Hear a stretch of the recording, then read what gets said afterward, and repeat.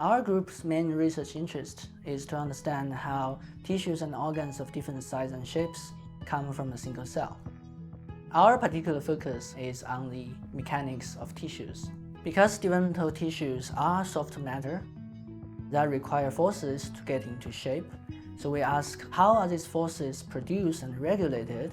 We also ask how do tissues control their mechanical properties, which determines how they change shape when they respond to forces.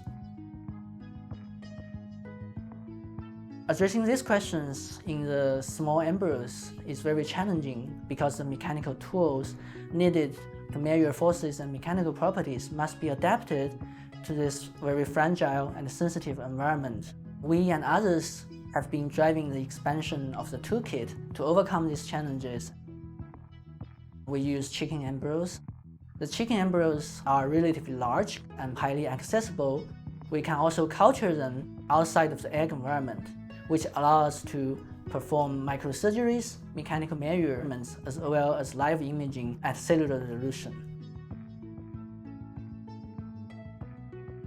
These results together give us ideas of how the forces mold the embryos and also suggest ways that we can potentially use to control them.